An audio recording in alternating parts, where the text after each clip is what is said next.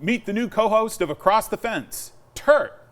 We've got a special show today. Turt and I are joined by Miami and a human helper to learn how the Vermont Institute of Natural Science is bringing Vermonters closer to nature. What's that? Oh, there's also some fun winter happenings going on at VINS to brighten up the dark days of December. What a party animal you are, Turt. Let's go. Good afternoon, and thanks for stopping by Across the Fence. I'm Keith Silva. The Vermont Institute of Natural Science, or VINS, helped pioneer environmental education. What started as a locally led river cleanup has grown to include a 47-acre nature center in Quechee, a slew of summer camp programs, an environmental education curriculum operating in 43 schools throughout Vermont and New Hampshire. Pretty amazing.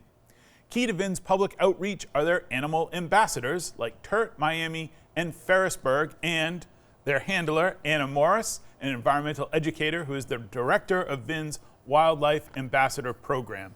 Anna, I'm burying the lead. Who are you holding here? This is Miami, our eastern screech owl. Miami, the eastern screech owl, and we were talking a little bit before as we were getting ready. Miami's quite comfortable in the studio and in a classroom, which is where he spends his He. I was right. He spends a lot of his time. So tell me a little bit about Miami. Absolutely. Well, I should say we're relatively certain that Miami is male, and that's because in most species of raptors, which include owls, males are smaller than the females, and Miami is quite tiny, even for his species, which are tiny owls. Now, he came to us originally from Miami, Florida. He hatched in the wild in a typical eastern screech owl nest, which is a tree cavity or a hole inside of a dead tree. And unfortunately, humans have the habit of seeing a dead tree and thinking, oh, I should probably cut that down right away. And unfortunately, his nest tree was one of those that was cut down while he and his siblings were inside of it. So down came the tree, down came Miami, and he hit his head really, really hard. So luckily, the forester who was working on the tree recognized what had happened, brought him to a wildlife rehabilitator down in Florida, and they were able to assess his health and his status and discovered the blindness. So unfortunately, that meant that he is non-releasable. He can't go back into the wild like his siblings could. So he was placed with our education team back in 2017, kind of at the end of his hatch year summer, making Miami almost 9 years old. He's going to be 9 years old next spring, which is amazing to think about. In Miami, if you notice when you mentioned about the injury, he's not winking. That's actually his right eye, which was damaged when he fell. So his left eye, you were earlier holding your hand up, and as soon as you put your hand up towards his left eye, he was there. Things are happening. Yep, we got a little mouse part here. Oh, hello. Yep, there we go. Oops. Oh. But if I come in from this side. Yeah. Sorry, we're not trying to. There we go. We're not trying to. It's not a parlor trick there, Miami.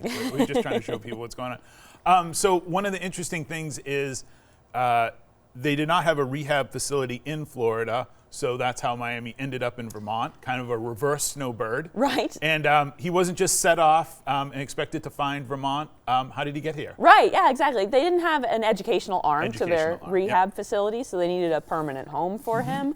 And so he actually came to us through Delta Animal Cargo, the rehab facility, put him on a plane, and we met him in Boston Logan and drove him back to Vermont. Excellent. It's the only way to fly. Yeah.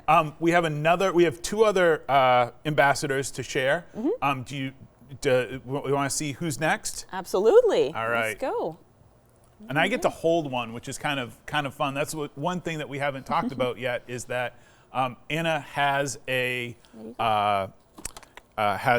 license to operate these animals. They don't let just anybody like TV hosts or people like me just go ahead and hold birds. They don't do that at VINS either.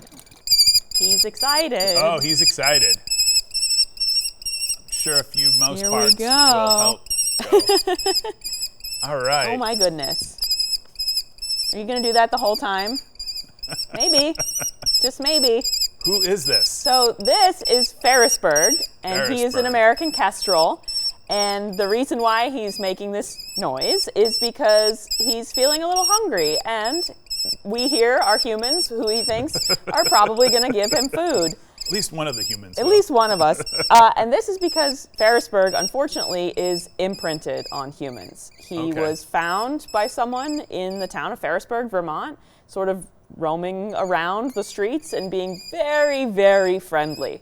Approaching people, sitting on their shoulders, sitting on their heads. Wow. And so immediately people kind of recognize that this is not normal behavior for a wild animal. Good call. And brought him to our rehab clinic where we assessed him for injuries, but ultimately found that he's in good health.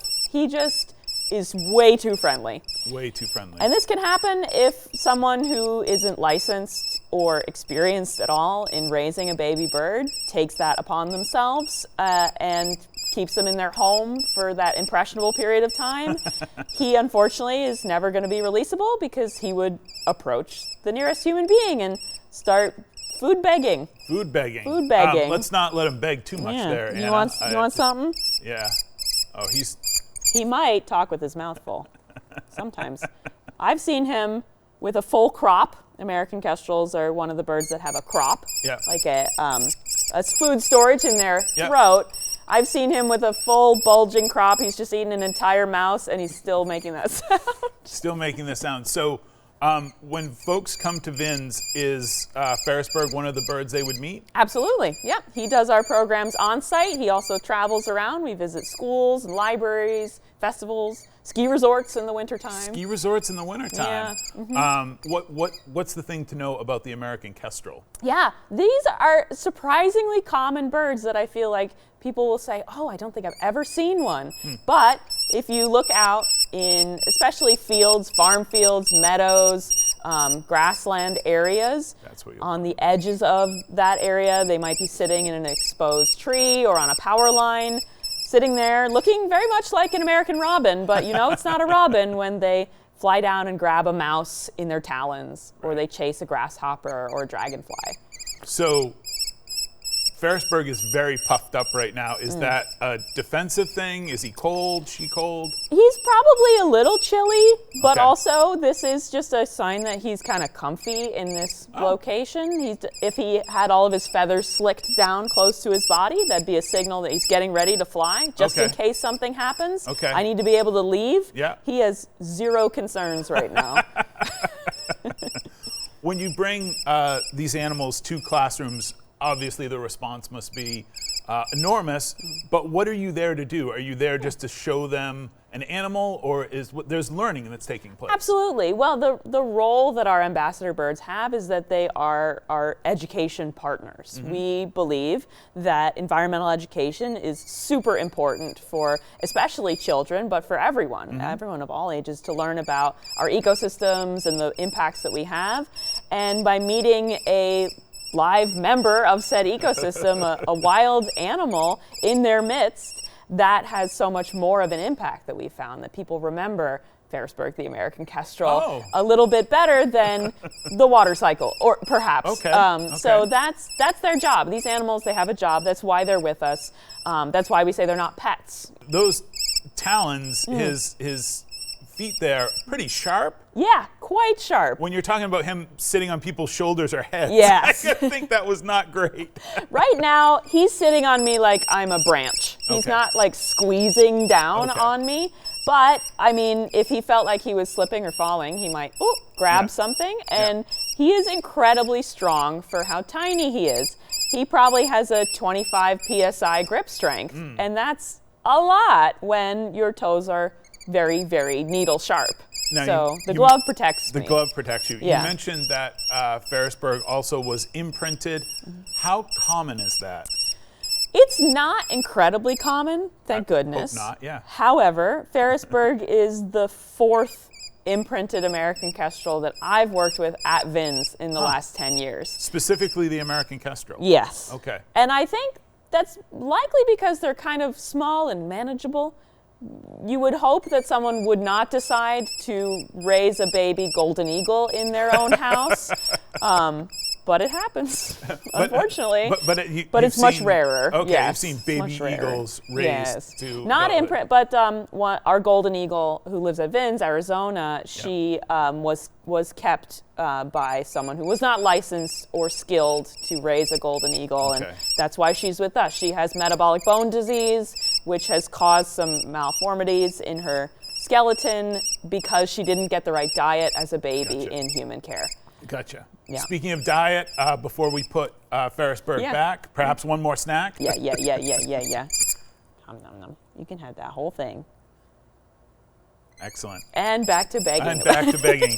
I'm here for you, buddy. We've got one more animal ambassador. Who do we have here, Anna? Well, this is Turt, our very creatively named wood turtle ambassador.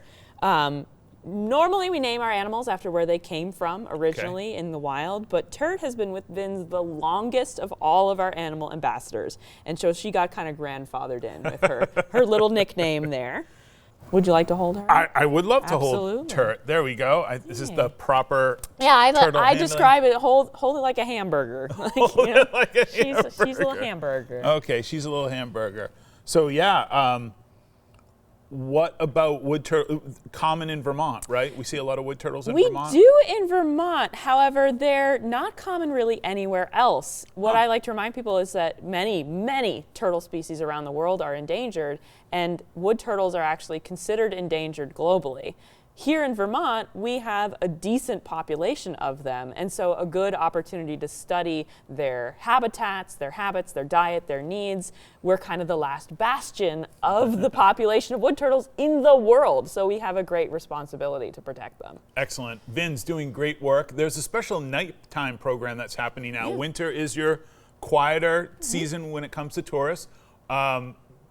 What is happening right now at VINS? We are getting started to open up our Forest of Lights program for the winter, where we invite visitors to come in the evening after dark and walk on our canopy walk, our elevated walkway in the forest that's bedecked with beautiful twinkling lights. We have a cool theme this year. We're doing an ocean theme to the decorations, so you get to see some fish and some jellyfish maybe made out of lights. Made out of lights. Yeah. Excellent. Tickets for a Forest of Lights are on sale now. To reserve yours, check out the website on the screen. There's lots of information on the website how to support VINS, including adopting an animal ambassador to help keep this incredible program going. Thank you very much, Turt. Appreciate that. And thanks to Miami and Ferrisburgh as well. We got to fly. Thanks to the team here at Across the Fence who makes this program possible. I'm Keith Silva. This is Across the Fence. Thanks for being part of our family.